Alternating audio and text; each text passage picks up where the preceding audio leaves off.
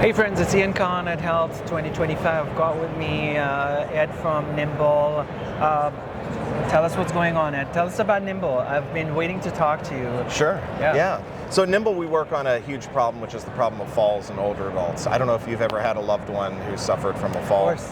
Yeah, and so I got into it because of my grandfather, was an immigrant from Eastern Europe, lived the American dream, came with nothing, built a small business, and then fell way too early in his life. Yeah. Got a TBI, messed up his knee, never got back on his feet. You know, we talk about falls as a medical event, but it's also a family crisis, right? Because all of a sudden my family then had to become caregivers. My mom had to take care of them. I had to go there after school. It just turns everything upside down. So at Nymbl, we're working on fall prevention. We have a digital program for that, and we're trying to solve what's a huge problem. And so tell us about how you're doing that. Yeah. And I want to know more about, what's the response, how's the adoption, because this is so important. Yeah.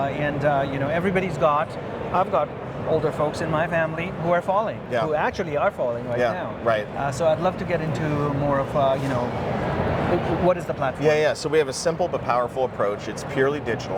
Yeah. So it takes place on, it's an app that you get on a smartphone or a tablet that you own, 10 minutes a day, and we combine simple physical movements with cognitive challenges. Okay. It's called dual tasking. When you do the two together, what happens is your brain starts thinking, focusing on these cognitive tasks, math problems, remembering puzzles, those sorts of things, and then your cerebellum, which is where your reflexes live, it comes alive because as I'm doing this motion concurrently with the cognitive task, I have to relearn this reflex that's degraded over time. So we build strength, we build flexibility, but it's really all about that reflex of balance.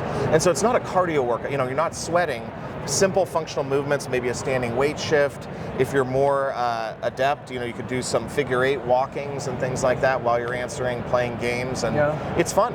It's almost like we disguise balance training by playing a game. And so we work with large Medicare Advantage plans who are at risk for the cost of falls. We reduce those falls, improve their star ratings, and get this out to as many people as we can. So thank you. So to get to the root cause of the problem, in my understanding, you could have a fall in many different situations or circumstances, right?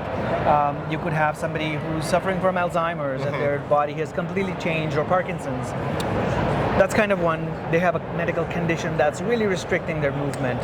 Another could be you're just getting old, right? Another could be like there's some other issues. What are some common reasons why people are falling in the first place? Yeah. I mean, the biggest thing we see is the thing that we work on, which is just as you get older, your reflex degrades, right? If you're walking here and you trip on that tripod, you're going to catch yourself. You can respond fast enough, your body knows what to do. Totally. If you ever talk to an older adult who's fallen, what do they say? They said, I didn't know what happened. All of a sudden, I just hit the ground. So they lose that processing bandwidth. Good way to see this is if you're ever walking with an older adult, ask them a memory recall question. Where did you live when you were 16? If they have to stop walking to answer the question, they're at risk for falling because they've lost the ability to do those two things together. So what happens? They're walking, somebody shouts their name, their body can't do both. They turn to look and then all of a sudden they fall over. So that's what we work on, is that brain and body connection, which drives a lot of the problems. A couple other ones too that we talk about, urinary urgency. A lot of people don't connect the bladder to falling. What happens? You wake up in the middle of the night, you have to rush to the bathroom. You could fall, it's not well lit. You become hypotensive if you're on medications and fall over. So we're looking at kind of all those impacts around falls, but really that cognitive bandwidth in the intersection between bladder, urinary urgency, and falling. So are you looking at, when you talk about a patient base, are you talking about only people who are a certain age and above, generally speaking? Like, hey, here's people 65 and above or 50 and above. What is that age group where you start getting into this? Yeah, we do a Medicare Advantage population, so 65 plus. What we see is that it really starts to pick up around age 75 and older. 65, you're really starting to see that balance, but maybe you don't see it. You don't see yourself as old yet, right? And so I don't really want to work on my balance. But if you look at number one reason males give up playing golf, balance. They lose the ability to coordinate their body. They can't hit the ball straight anymore, so they give it up because it's too frustrating. So you're never too young to start working on your balance. But really, we see that sweet spot for us is about 75 years old. Interesting. And as you grow older, there's many other issues that may impact you. This is on top of everything else. Now you're susceptible to a fall, which could lead to an injury. Oh, that's right. Then you're messed up, and it's a crisis, a family crisis, as you said. I feel like, personally speaking, I feel like I need to do this. Yeah. Seriously. Yeah. Because, we'll get you an account. Because no problem at all. Thank you. There's so much distraction, and we're just not mentally exerting ourselves. We've stopped using our brain to do maths, right? We pick up a phone and use a calculator, or now we're just asking Siri, hey, what's so and so multiplied by that, or so we've kind of stopped doing these mental things that we used to, which may have kept us sharper. And you must have experienced this one. I know everybody does it. It's directions. Directions to go anywhere, even though if you know where that place is. That's right. We don't think about using our minds anymore. And I feel my brain is kind of working slower, right? So we totally need that. Well, it's interesting too, because we talked about the dual tasking thing that I was talking about in older adults. You know why they lose the ability to drive? Is they lose the ability to predict what cars in front of them are going to do.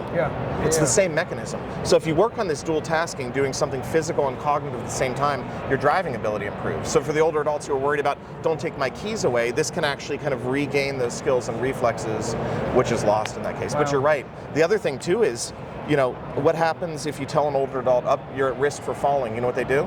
Sit in the chair all day. What happens then?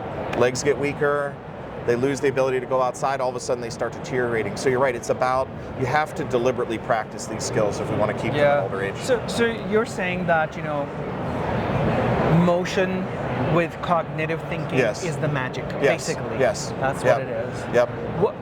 Does this motion have to be very specific, or what's your guidance on this? We have it mimic activities of daily living. So what are the things you have to do as an older adult? Get up and sit down in a chair, right? So we do sort of squat type movements. You might need to reach up to cabinets, so we can do standing weight shifts, those sorts of things. A little bit of tandem stand, putting your feet in front of one or the other. So it's all about mimicking what are those things you're going to do in your daily life, and then put that cognitive challenge in over top of them in kind of a safe environment where you're focused on it, and you can relearn those movements. I love it. What is the focus for you as a company in terms of growth over the next 2 to 5 years? A lot of what we're doing now is trying to sell into Medicare Advantage, so getting this out to as many people as we can in the MA space. As you know, they're responsible for the cost of this. STARS ratings are challenging, but as I look at the product, there's sort of a breadth and depth axis, right? Depth is all about independence, mobility, living at home. How do you tolerate stairs? What happens when it's raining or freezing outside? How do you walk safely? What if you have a small table you have to move? How do you move an object? As you get older, when you're 80, that's not a trivial thing anymore. And then on the breadth side is sort of what surrounds falls. We talked about the connection with bladder, thinking about things like osteoporosis and cognition. Everybody's worried about that. So how do you make it more engaging for the older adult and almost take them on a health journey for things that they care about? Very interesting. Are you seeing any challenges with technology adoption for your patients? Like they're like, no, I can't, I don't know what what to press. Great question. So that's one side of the question I wanted to ask. And the other is, where's this going technologically? Are you doing just an audio format where something is talking to the person and they're doing the exercises? Just want to know different... Great question. On the tech side, not as big of a barrier as you would think. About 85% of older adults now have a smart device in their home. If you'd asked me 5 years ago, I'd give you a totally different answer. But post-COVID, as bad as COVID was, one of the things that happened was every homebound older adult seems like they got a tablet. From their kids to FaceTime with the grandkids, they learned how to use it, because what else were we going to do with our time when we were all isolated? So we see that as much less of a barrier. In terms of where it can go, we're looking at things like audio, we're looking at web versions. Smart TVs are very interesting, though sometimes those are so complex they're very difficult to do. But you think about those sort of experiences where you can get this in multiple different places: smart device, tablet, smart TV. I think there's a lot of different ways we can deliver this technology. I'm also thinking all the voice activated devices, the Siri, the Alexas, what have you. Right. They're just sitting there, and they could be a good outlet to communicate. Right? Yeah, that's right. You ask it to do your balance training, it tells you, okay, let's do our standing weight shift side to side, and I'm going to read you some trivia questions while we do it. You're going to think through, what those are. And it can be clever. You could even, if you have your address book connected to it, could be recalling people's phone numbers. Right? We used to do that. Talk about a thing the phone took away from us. We don't know anybody's phone number anymore. No, exactly. But we used to, and so it could do those kind of fun quizzes. No, there's so many different ways it can be done, and I love where it's going. It's definitely very interesting, and I think technology is great.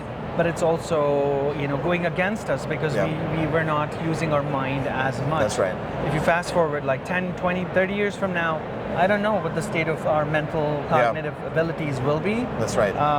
We're saying, hey, we don't need to remember all these things anymore because now the computer is going to do that. Yeah. But is that good or bad? Yeah. Right. So I think you're definitely on something. Yeah. No, and that's the key. If you stop using it, it doesn't work as well. Yeah. Totally. Well, thank you so much for joining us. Yeah, absolutely. Here on Thanks the for having me. Futurist. But we loved hearing what you're doing. Best of luck for the rest of the next few years. And it was great having you. Appreciate it. Thank you. Thank you.